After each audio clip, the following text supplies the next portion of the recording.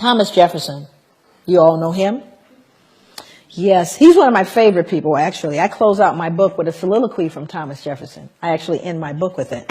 Because Thomas Jefferson made a statement. Here's a man highly regarded in the United States. I mean, there are more statues of him than probably anybody. And he made a statement towards the end of his life.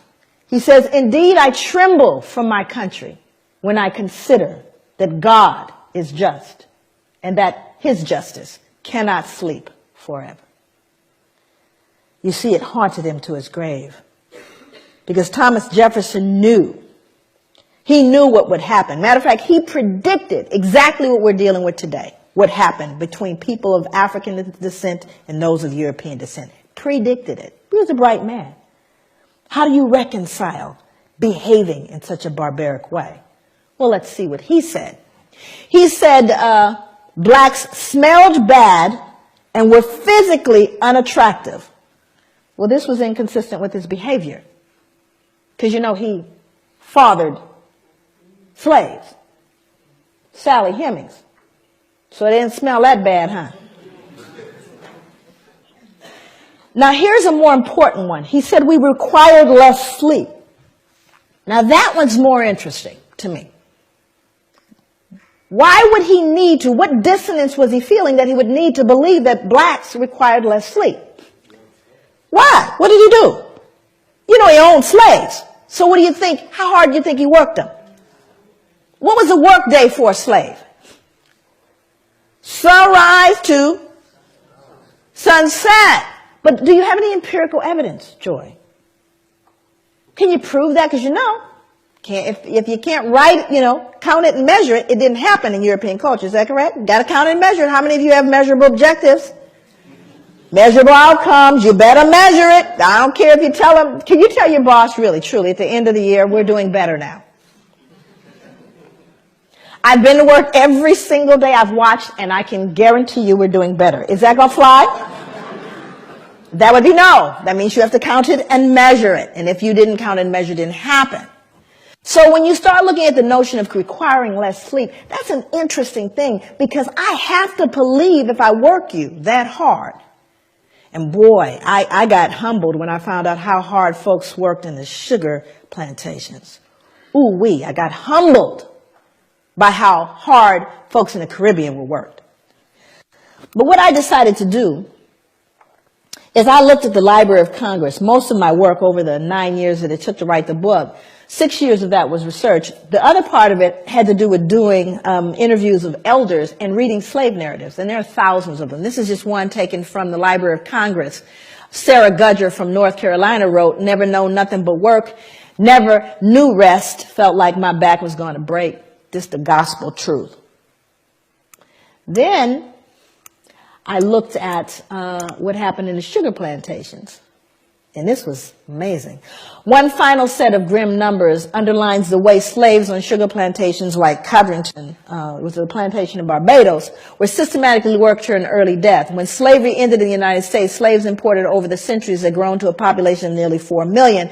When it ended in the British West Indies, total slave imports of well over 2 million left a surviving slave population of only about 670,000. More than twice as many slaves were shipped to the island of Jamaica alone than all 13 North American colonies combined. The Caribbean was a slaughterhouse. In fact, the reason why there was more importation of slaves to these plantations is because they died so frequently. They were treated so badly, ate so poorly, that females never reached their menstrual cycles. They never actually started their menstrual cycles, so they couldn't reproduce, you see. And so many of them died, they had to import more. That's how treacherous was, you lazy black folks that you are. Isn't that ironic, though? What's so ironic is black people run from the shame of feeling like they're perceived as lazy. I live with that so much that when I would go to hotels, I would leave it cleaner. Because your mother, everybody's mother taught you, leave it cleaner than you found it. So black folks are so hypersensitive, I was cleaning up the hotel room. Because I wouldn't want anyone to think I'm dirty, right? Now, other people in the audience that are of color, how much harder did your parents tell you you had to work to get to even? How much harder? You had to work Twice as hard. Now, how come I knew that about you? How come I knew that? Think about it. And yet at the same time, white people think we're lazy, you see? But we're so hypersensitive because of the shame, right? And then our ancestors will work to death. To death. Recently, they unearthed the slave cemetery. They unearthed actually a slave cemetery in New York City. It's on Wall Street, by the way, in the shadow of the bull. Unearthed the slave cemetery, and they still to this day they're struggling. They recently, have done a lot in terms of commemoration. I went to it took me everything to get to it. They had it blocked off so you couldn't get to it, but because they didn't want to deal with it. You can't just bulldoze a cemetery. So here in all these skyscrapers in the middle of it is this little cemetery, and there are slaves in that cemetery. More important than that was what the bones told us, because now you got CSI. Hell, I can go in there and tell you what's going on now. So with the CSI thing, now they've discovered a little bit about the bones. And to me, the most phenomenal thing about the bones is what they told us about those people and how they live. Majority of the people in there were children, infants and children, high mortality, infant mortality rate. They even know what they died of. Died of malnutrition and starvation, because they could tell by the rotting of the teeth and the jawline. So even though they most likely grew food, they weren't allowed to eat it. And then they found something even more peculiar that speaks to this idea of why he believed we required less sleep. They would show a large frame man, and they would find an injury where the muscle actually detached itself from the bone as a result of exertion and not injury. Stay with me. It detaches itself from the bone as a result of exertion. That means you work so hard, the muscle detached itself from the bone. You don't see those kind of injuries in contemporary society because no one's going to work that hard. Unless, of course, you have a gun trained on you from sunrise to sunset. So we do have empirical evidence of how hard folks worked. Then he went on to say that we were dumb, cowardly, and incapable of feeling grief. Why would Thomas Jefferson need to believe that? Why would he need to believe we didn't feel grief? What was he doing, do you think, that produced cognitive dissonance?